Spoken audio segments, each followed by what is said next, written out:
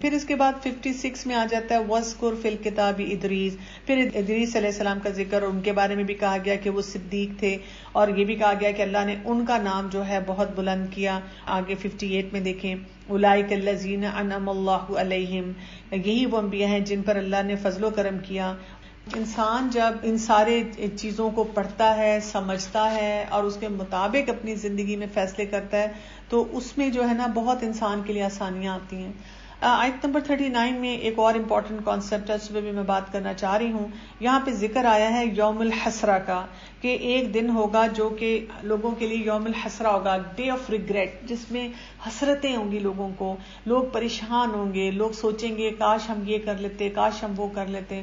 اس کو ہم کہتے ہیں جیسے انسان کب بہت زیادہ حسرت زدہ ہوتا ہے، جب اس کو لگتا ہے کہ میرے پاس کوئی اپرچونٹی تھی اور اس کو میں نے صحیح طرح سے یوز نہیں کیا، جب اس کو لگتا ہے کہ میں واپس نہیں جا سکتا، مطلب آئی کی ناٹ ٹرن بیک ٹائم، اس کو افسوس ہوتا ہے میں نے فلاں کو یہ کیوں کہہ دیا، ایسے کیوں کر دیا. جو قیامت کا دن ہوگا نا، اس دن لوگوں کو مختلف قسم کے یہ حسرتیں ہوں گی، ریگریٹس ہوں گے، جیسے ہم نے کہاں کہاں وقت ضائع کیا، کن چیزوں کو اپنی پرائرٹی بنایا. جیسے ایک حدیث میں آتا ہے کہ جس مجلس پہ اللہ کا نام نہ لیا جائے وہ اللہ تعالیٰ کے پاس رجسٹر نہیں ہوتی، اس کی اکاؤنٹیبلٹی بہت سخت ہے. تو اس پہ بھی حسرت ہوگی کہ ایک حدیث ہی پڑھ دیتے، ایک آیت ہی پڑھ دیتے، ایک چھوٹی سی بات ہی اللہ کے نام کی کر لیتے، جہاں ہم اتنی ڈسکشنز اور اتنی گپ شپ میں انگیج تھے. یہ بھی حسرت ہوگی لوگوں کو کہ ہم نے نیکیوں کے وہ کام نہیں کیے جو ہمیں کرنے چاہیے تھے.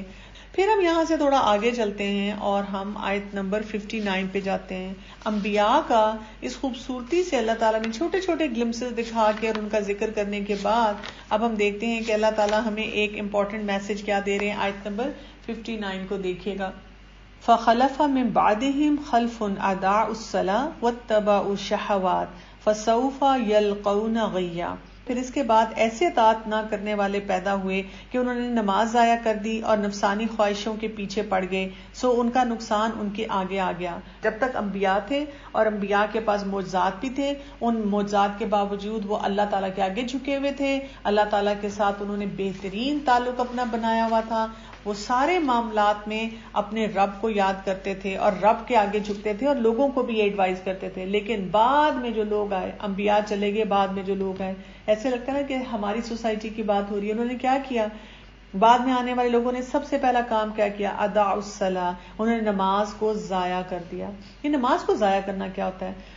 علماء یہ کہتے ہیں کہ نماز کو ضائع کرنے کا یہ مطلب ہی نماز چھوڑ دی، کیونکہ جو نماز چھوڑ دے وہ تو اسلام کے اکارڈنگ ٹو دا اسکالرز اسلام کے دائرے میں نہیں رہتا. کیونکہ اسلام مسلمان ہونے کا آٹومیٹیکلی مقصد یہ ہے کہ وہ نماز تو پڑھتا ہی پڑھتا ہے، اپنے رب کے آگے تو جھکتا ہی جھکتا ہے.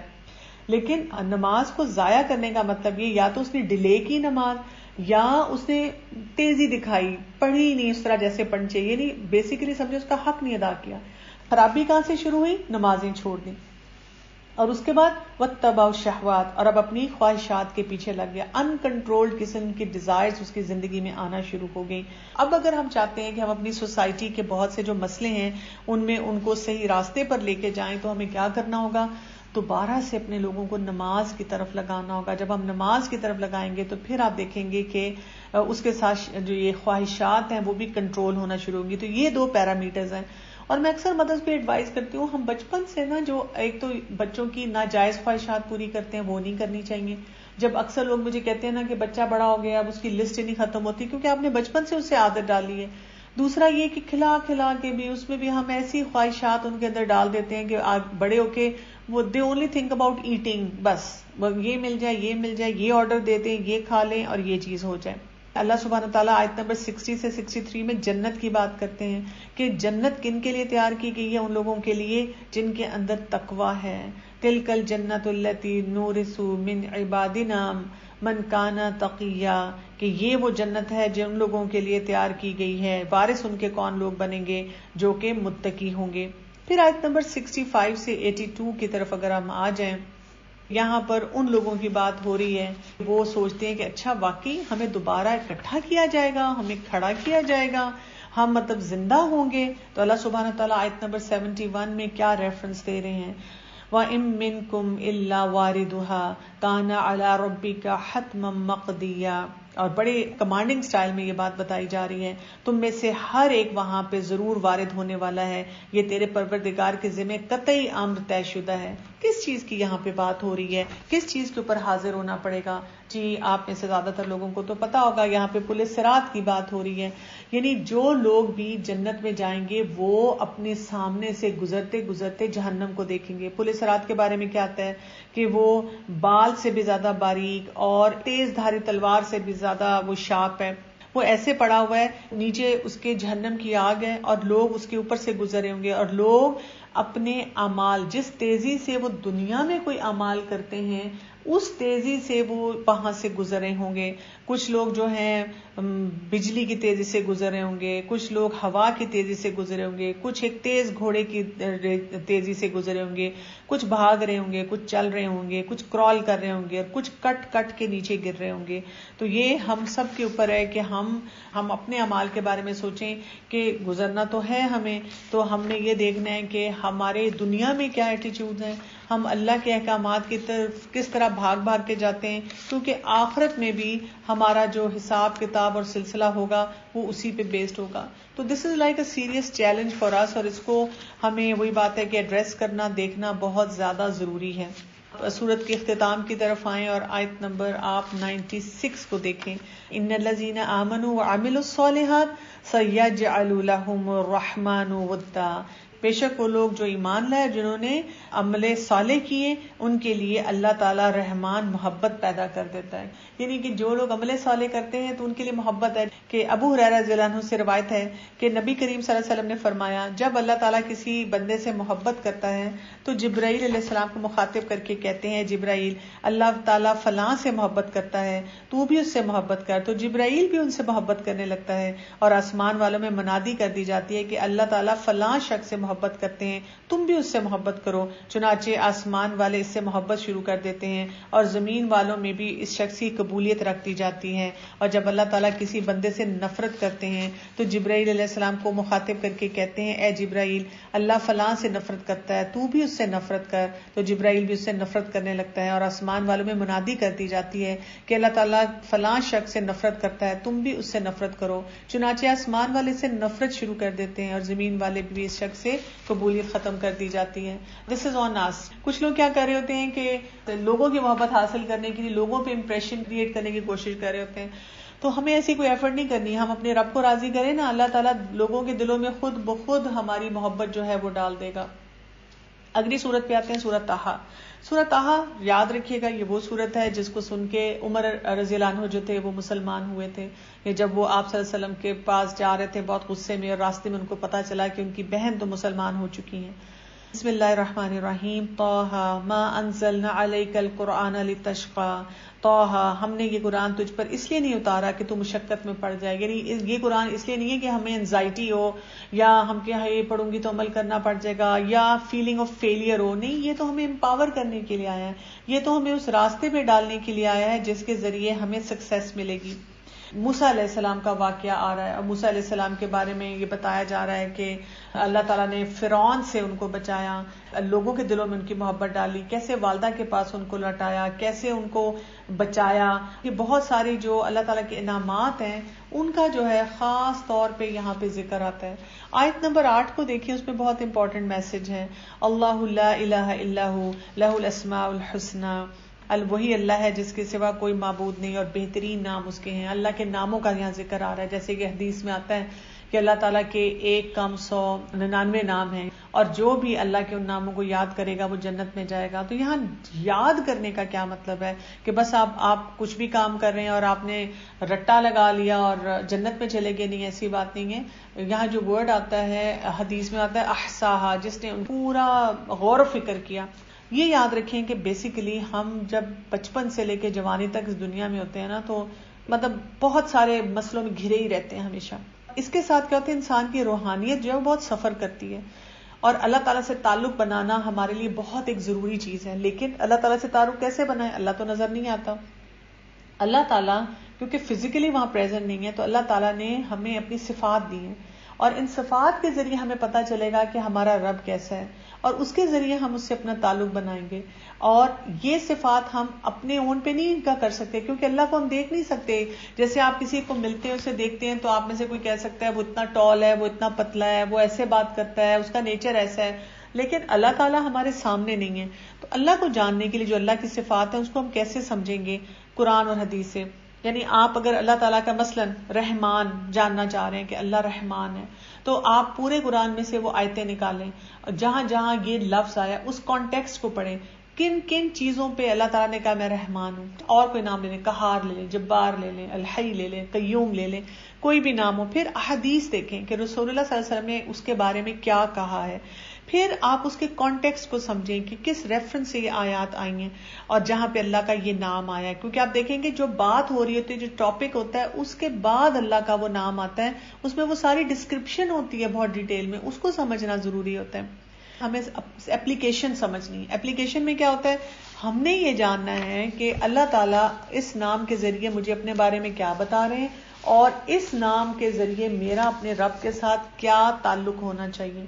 دوسری امپورٹنٹ چیز ہمیں یہاں یہ پتا چلتی ہے جب ہم اللہ کے ناموں کو جانتے ہیں، اب مجھے اب اس کا کیسا عبد بننا ہے. یعنی اگر میرا رب مجھ پہ اتنا مہربان ہے تو مجھے بھی تو لوگوں کے ساتھ مہربان ہونا ہے نا. میرا رب جو ہے میرے عیبوں پہ پردہ ڈالتا ہے، عفو درگزر کر سے کام لیتا ہے، تو مجھے بھی یہ کام نہیں کرنا، مجھے بھی نہیں فارگیونگ ہو جانا. یعنی میں اپنے آپ کو بڑی چیز سمجھوں جبکہ میرا رب تو جو اتنے کام کر رہا ہے. تو یہ انسان کو ٹرانسفارم کرنے والی کوالٹیز ہیں. یہاں سے ہم تھوڑا سا آگے چلیں، آیت نمبر 25 پہ آ جائیں، کیونکہ موسیٰ علیہ السلام کا واقعہ چل رہا ہے. اور جب موسیٰ علیہ السلام سے کہا گیا تھا کہ جائیں فرعون کے دربار میں اور جا کر آپ اس سے بات کریں، تو اب ان کے لیے ایک بہت بڑا ٹیسٹ تھا، اس لیے کہ وہ گھبرا رہے تھے بات کرنے سے. اور جب وہ نہیں جانا چاہ رہے تھے تو وہاں پر ان کو دعا سکھائی گئی. اور یہ دعا جو ہے جہاں پہ بھی آپ کو پبلک سپیکنگ کرنی پڑے اس کے لیے بہت اہم ہے. رب اشرح لی صدری ویسر لی امری واحلل عقدۃ من لسانی یفقہوا قولی، کہ اے میرے رب میرا سینہ میرے لیے کھول دے. سینہ کھولنے کا کیا مطلب ہے؟ پہلی بات تو یہ کہ جو کانسیپٹس میں نے کسی اور کو بتانے، میرا اپنا تو شرح صدر ہو. یہ نہ ہو کہ میں بتا رہا ہوں لیکن میں خود ہی کنوینس نہیں ہوں، میری اپنی لائف میں وہ چیزیں نہیں ہیں. دوسرا یہ کہ کچھ لوگ اندر سے بہت انسیکیور ہوتے ہیں، یعنی باتیں تو وہ اللہ سے تعلق ہی کر رہے ہوتے ہیں لیکن خود جو ہے ان کی زندگی میں اللہ تعالیٰ کے ساتھ وہ کوئی ریلیشن شپ نہیں ہوتا. ہم کہہ رہے ہیں کہ جو جتنے بھی نیچرل بیریئرز ہیں جس کی وجہ سے میں کسی چیز کو بھی ریجیکٹ کرتی ہوں، میرے رب میرا سینہ ان چیزوں کے لیے کھول دے. اور پھر وَيَسِّرْ لِي أَمْرِي، میرے کام کو میرے لیے آسان کر دے. کیسے؟ میری باڈی لینگویج بھی اسٹرانگ ہو، میرا بتانے کا سٹائل بھی ٹھیک ہو، میں کانفیڈنٹلی بات کروں، میں اوپن ہوں، میں نے پریکٹس کیا ہو، میرے پاس فیکٹ صحیح ہوں، میری فیلنگز اس ٹاپک کے بارے میں اچھی ہو، میرا گرپ ہو اس کے اوپر، سبجیکٹ کے اوپر کمانڈ ہو. اور پھر کیا ہے؟ عقدۃ من لسانی، کہ جب میں بات کروں تو لوگوں کو میری گرے نہ لگی ہوئی ہوں، میں کلیئرٹی سے ہر کانسیپٹ کو لوگوں کو بتاؤں. یفقہوا قولی، کہ لوگوں کو میری وہ جو پوری بات ہے وہ بھی سمجھ آ جائے. نہیں تو آپ دیکھیں کہ آپ بڑی سی بڑی باتیں کرتے رہیں لیکن اگر آپ کو نئی باتیں سمجھ آ رہی تو پھر کیا ہے؟ اب وہی سٹوری چل رہی ہے اور اس میں مختلف میسیجز ہمیں مل رہے ہیں کہ موسیٰ علیہ السلام جو تھے وہ فرعون کے ساتھ دربار میں انہوں نے بات کی، فرعون نے ان کا مذاق اڑایا، فرعون انسیکیور بھی ہو گیا اور اس کے لوگوں نے کہا کہ یہ شاید بادشاہ بننا چاہتا ہے اور آپ کی جگہ لینا چاہتا ہے. حالانکہ موسیٰ علیہ السلام تو سمپلی ان کو 2 ٹارگٹس کے ساتھ ان کے ساتھ اٹیچ ہو رہے تھے. ایک ٹارگٹ ان کا کیا تھا کہ موسیٰ علیہ السلام کا کہ انہوں نے بنی اسرائیل کو ان کے ظلم سے نجات دینی ہے. دوسرا ٹارگٹ کیا تھا کہ فرعون کو اللہ کا توحید کا پیغام جو ہے وہ دینا ہے. پھر یہ کہ اس نے تمام جو جادوگر تھے ان کو بلا لیا اور موسیٰ علیہ السلام کی جو پھر ان سے انٹریکشن ہوئی، وہ پورا واقعہ جو ہے ڈفرینٹ اینگلز کے ذریعے جو ہے یہاں پہ بتایا جا رہا ہے. یہاں پہ آپ نا آیت نمبر 69 کو ذرا مارک کریں، اس کا جو حصہ آ رہا ہے وَلَا يُفْلِحُ السَّاحِرُ حَيْثُ أَتَى. یہ جو ہے جب آپ کو ایسی فیلنگ ہو نا کہ کسی نے آپ پہ جادو کیا، تو یہ جو جادو کے لیے جیسے رقیہ کی جو ہم آیات پڑھتے ہیں اس میں یہ بھی آتی ہیں، تو اس کو آپ بہت دفعہ بار بار پڑھیں کیونکہ جادوگر وہاں سے نہیں آ سکتے جہاں پہ اللہ تعالیٰ کا اس طرح سے کلام جو ہے وہ پڑھا جائے. پھر آیت نمبر 77 سے 82 کو اگر ہم دیکھیں تو واقعہ کہاں پہ آ گیا ہے کہ اب فرعون جو ہے موسیٰ علیہ السلام بنی اسرائیل کو لے کے آگے آگے جا رہے ہیں، فرعون ان کے پیچھے پیچھے آ رہا ہے، اور موسیٰ علیہ السلام کی آنکھوں کے سامنے، بنی اسرائیل کی آنکھوں کے سامنے اس کو وہاں پہ ختم کر دیا گیا، وہ ڈوب گیا۔ بنی اسرائیل کو یہ فیلنگ تھی کہ بس ابھی تو فرعون اور اس کے لوگ جو ہیں وہ سمندر کو اس کو کراس کریں گے اور وہاں آئیں گے اور ہمیں ختم کر دیں گے، لیکن اللہ تعالیٰ وہاں پر ایک بالکل جسے کہتے ہیں نا آؤٹ کم دے دیتے ہیں۔ آیت نمبر 82 کو اگر آپ دیکھیں، وَإِنِّي لَغَفَّارٌ لِمَن تَابَ وَآمَنَ وَعَمِلَ صَالِحًا ثُمَّ اهْتَدَىٰ، ہاں بے شک میں انہیں بخش دینے والا ہوں جو توبہ کریں، ایمان لائیں، نیک عمل کریں اور راہ راست پر رہیں۔ یعنی جو بھی اللہ تعالیٰ کے احکامات کو سیریسلی لے گا اپنی زندگی میں، اس کے مطابق اپنی زندگی گزارے گا، غلط فیصلے اپنی زندگی میں نہیں کرے گا، نہ خود تنگ ہوگا نہ لوگوں کو تنگ کرے گا، تو کیا ہے اللہ تعالیٰ اس کے لیے بہت سی آسانیاں وہ دیں گے۔ اب ہم آ جاتے ہیں آیت نمبر 113 سے لے کر 115، بہت خوبصورت دعا آ رہی ہے، کون سی؟ ربی زدنی علما، اور یہ رسول اللہ صلی اللہ علیہ وسلم کو مخاطب کر کے کہا جا رہا تھا، وقل ربی زدنی علما، کہ آپ یہ دعا کیجئے کہ پروردگار میرا علم بڑھا دے۔ اور علم کے لیے اور بھی بہت سی دعائیں آتی ہیں، جیسے یہ دعا آتی ہے، اللہم انی اسألک علما نافعا وعملا متقبلا ورزقا طیبا، نفع بخش علم جو ہے وہ ہمیں حاصل کرنا چاہیے، اور یہی چیز ہمیں اپنے بچوں کو بھی سکھانی چاہیے، جو گریڈز اس کے پیچھے جو ہم لگے رہتے ہیں۔ اسی لیے آپ دیکھیں کہ مسلمانوں کے اوپر اللہ تعالیٰ کی طرف سے یہ کمپلسری چیز ہے کہ مسلمان علم حاصل کریں، اور اس میں مرد عورت دونوں شامل ہیں۔ اور اسی لیے یہ بھی ہمیں بتایا گیا ہے کہ جب ایک انسان فوت ہو جاتا ہے تو اس کے جو اعمال اس کے لیے صدقہ جاریہ بنتے ہیں، اس میں سے ایک جو ہے نفع بخش علم ہے۔ اور نفع بخش علم کو حاصل کرنے کا طریقہ کیا ہے؟ پہلی بات تو یہ، سب سے پہلے قرآن کے علم کو اچھی طرح سے حاصل کریں، قرآن کو صحیح طرح سے پڑھیں، وہ آپ کی بیس ہونی چاہیے۔ یعنی جو شخص پی ایچ ڈی بھی کر لے، اسکالر بھی بن جائے، ڈبل پی ایچ ڈی کر لے، وہ زیرو رہ جاتا ہے اگر وہ اس علم کو حاصل نہیں کرتا جو کہ اللہ تعالیٰ کی طرف سے ہمیں دیا گیا اور ہمیں بتایا گیا ہے کہ اس علم کی طرف توجہ دیں، اور پھر دنیا کے جتنے علوم ہیں ان کو حاصل کرنا، ان کو سیکھنا، اور ان کے مطابق بھی بہت ساری اپنی لرننگ کو انہینس کرنا۔ پھر ہم آ جاتے ہیں آیت نمبر 125 پہ، ان سارے مراحل سے گزر کے ایک ہمیں جھٹکا بھی دیا جا رہا ہے، اور کیا بتایا جا رہا ہے وہاں پہ؟ وَمَنْ أَعْرَضَ عَنْ ذِكْرِي، اور جو کہ اعراض برتے گا میرے ذکر سے، فَإِنَّ لَهُ مَعِيشَةً ضَنْكَا، تو ہم اس کی زندگی کو تنگ کر دیں گے، وَنَحْشُرُهُ يَوْمَ الْقِيَامَةِ أَعْمَى، اور وہ قیامت کے دن اندھا ہو کے اٹھے گا۔ اللہ تعالیٰ ہم سب کو اس چیز سے بچا کے رکھے کہ جو اللہ کا ذکر نہیں کرے گا۔ اللہ کے ذکر کی کون کون سی شکلیں ہیں؟ سب سے پہلے تو نماز ہے جو اللہ کے ذکر کی شکل ہے، پھر ویسے اللہ کو یاد رکھنا، پھر یہ کہ اپنے سارے مسنون اذکار کرنے، قرآنی دعائیں پڑھنی، قرآن سے اپنا تعلق مضبوط رکھنا۔ اعراض کیا ہے کہ اوائڈ کرے گا، کہے گا کہ actually I have so many things to do, بس میں ہو جاؤں 2-3 سال میں سیٹل، پھر میں یہ سارے کام کرنا شروع کر دوں گا۔ کنڈیشنز لگائے گا کہ یہ میرے مسئلے حل ہوں تو پھر میں نے اللہ کے ساتھ اپنا کنیکشن بنانا ہے، یا مجھے مزہ نہیں آتا، کسی بھی شکل میں اعراض برتے گا تو اللہ تعالیٰ کیا کریں گے؟ فَإِنَّ لَهُ مَعِيشَةً ضَنْكَا، اس کی زندگی معیشت دنکا ہو جائے گی، تنگ ہو جائے گی، سفوکیٹنگ قسم کی لائف ہو جائے گی۔ یعنی دنیا میں اس کے پاس جو کچھ مرضی ہو، اس کو سکون نہیں ہوگا، اس کے اندر خوشی نہیں ہوگی۔ اور ہم دیکھتے ہیں اس وقت دنیا میں جو لوگ بہت ویل سیٹلڈ ہیں، ہم اکثر دیکھتے ہیں وہ اتنے زیادہ ڈسٹریسڈ ہیں۔ یہ وہ لوگ ہیں جو کہ اللہ کے ساتھ اپنا کنیکشن ہی نہیں بناتے، اور ان کی زندگی میں کیسی کیسی ڈسٹربنگ چیزیں ہیں، ڈپریشن ہے، انزائٹی ہے، ایٹنگ ڈس آرڈرز ہیں، چیٹنگ ہے، اسٹیلنگ ہے، یعنی یہ اسٹڈیز اور ریسرچز بتاتے ہیں۔ اچھا، سائیکائٹری کو اگر آپ دیکھیں تو ایک ایسی فیلڈ ہے جو ایک زمانے میں یہ کہا کرتی تھی کہ آپ ریلیجن کو، اسپرچویلٹی کو عام زندگی کے جو حالات اور واقعات ہیں لوگوں کے، ان سے دور رکھیں، ان کا اس چیز سے کوئی تعلق نہیں ہے۔ لیکن اب ریسنٹ ریسرچز کیا بتا رہی ہیں؟ وہ یہ کہہ رہی ہیں کہ ہمارے پاس اسٹرانگ ریکمینڈیشن یہ ہے کہ ہم یہ دیکھ رہے ہیں کہ وہ ہمارے مریض جو دینی رجحان رکھتے ہیں وہ بہت سارے سٹریسز سے زیادہ بہتر انداز میں کوپ کر لیتے ہیں اس کے مقابلے میں جو کہ بہت سارے ایسے چیلنجز جو ہیں ان کی طرف آ نہیں سکتا۔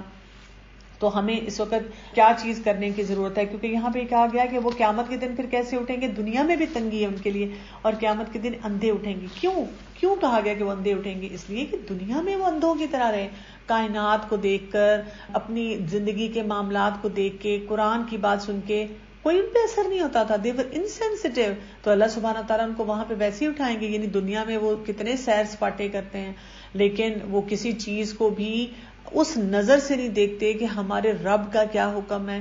کوئی چیز ان کو کلک نہیں کرتی اور ان کسی چیز کے بارے میں وہ اس طرح سوچتے نہیں جس طرح ان کو سوچنا چاہیے اور اس پہ انویسٹ کرنا چاہیے. اللہ تعالیٰ ہمیں اس قسم کے ایٹیٹیوڈ سے بچا کے رکھے. اور آپ یہ بھی دیکھیں گے کہ ایسے لوگوں کو جب آپ بتانے کی بھی کوشش کرتے ہیں کہ اللہ کا یہ حکم ہے اور اس کو سننا چاہیے اور اس کے مطابق زندگی گزارنی چاہیے، ان کا دل نہیں چاہتا. وہ اکثر آپ سے بحث کرتے ہیں، اکثر وہ ان چیزوں کو ماننے کے لیے تیار نہیں ہوتے. ان کے پاس ہر چیز کا، ہر بات کا ایک جواز ہوتا ہے جس پہ وہ اڑے رہتے ہیں. تو اللہ تعالیٰ ہمیں ان سارے بیہیویئر سے بچا کے رکھیں. دیکھیں نظر مانگنے کا جو علماء یہ کہتے ہیں کہ آپ کنڈیشن نہیں لگا سکتے.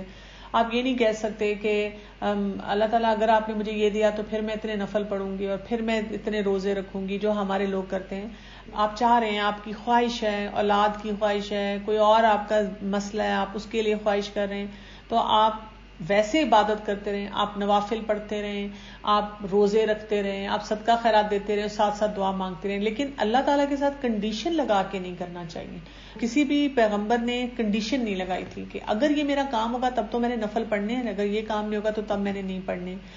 اچھا جی، سوال پوچھیں. اگر آپ کی لائف پرفیکٹ ہو، مطلب آپ اپنی لائف میں خوش ہوں اور اللہ کا شکر بھی ادا کرتے ہوں، لیکن یہ سوچ آپ کے دماغ میں آئے کہ اللہ کوئی آزمائش میں نہ ڈالے، یہ ڈر آپ کے دل میں ہو، تو ہمیں کیا کرنا چاہیے؟ کچھ بھی نہیں کرنا چاہیے. بس اچھی بات ہے آپ کوشش ہیں، آپ اللہ تعالیٰ سے دعا مانگ رہے ہیں کہ اللہ تعالیٰ یہ آزمائش نہ ہو، یہ میرے لیے امتحان نہ ہو، اللہ تعالیٰ میرے لیے اس میں آسانیاں ہوں. ہر ریسورس کو یوز کرتے ہوئے آپ اللہ کا شکر ادا کریں. سبحانک اللہم و بحمدک، اشہد ان لا الہ الا انت، استغفرک و اتوب الیک. السلام علیکم و رحمۃ اللہ وبرکاتہ.